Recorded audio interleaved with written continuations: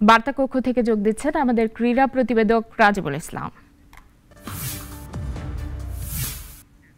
রাজীব, একটু জানান যে বিসিবির সভাপতির পদ ছাড়া আর বড় কোনো পরিবর্তন এসেছে কি, এ সম্পর্কে বিস্তারিত কি তথ্য আছে আপনার কাছে?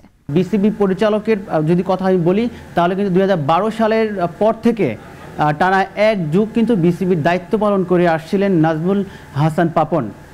তার যেই লম্বা সময়ের যেই দায়িত্ব পালন করা বিসিবিতে, এরকম কিন্তু বাংলাদেশ ক্রিকেট বোর্ডের ইতিহাসে কিন্তু আর নেই। তার শাসনামলে বা তার দায়িত্ব পালনের সময় কিন্তু বিসিবিতে অনেক দুর্নীতি বা অনিয়ম হয়েছে। এটার কিন্তু অনেক মানববন্ধন আমরা দেখতে পেয়েছি গত কয়েকদিন ধরেই। শেখ হাসিনা দেশ ত্যাগের পরেই কিন্তু পাপনও কিন্তু দেশ ছাড়েন।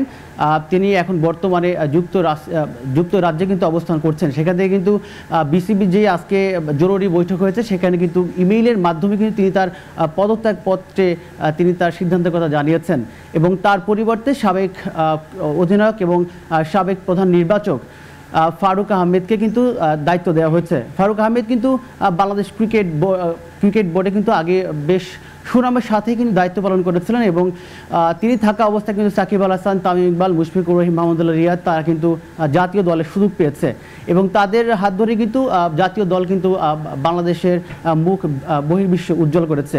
এবং নাজমুল আবেদিন ফাহিমের কথা যদি আমি আরেকবার বলি, সরকার পতনের পর কিন্তু তিনি বিসিবিতে কিন্তু আসেন এবং ক্রিকেটের পরিবর্তন, ক্রিকেট যেন পরিবর্তন হয় সেই পরিবর্তনটার জন্য কিন্তু তিনি সবার সাথে আলোচনা বা পরামর্শ করবেন বলেও কিন্তু তিনি গণমাধ্যমের সাথে একাধিকবার কথা বলেছেন এবং সবার আগে কিন্তু তিনিই কিন্তু বিসিবিতে আসেন এবং ফারুক আহমেদও কিন্তু যুব ক্রীড়া উপদেষ্টা আসিফ মাহমুদ তার সাথে কিন্তু তিনি বৈঠক করেছেন এবং তিনিও বিসিবিতে কাজ করতে চান বলে আগ্রহ প্রকাশ করেছিলেন এবং সেই আগ্রহ থেকে কিন্তু তাকে বিসিবির সভাপতি আজ করা হলো।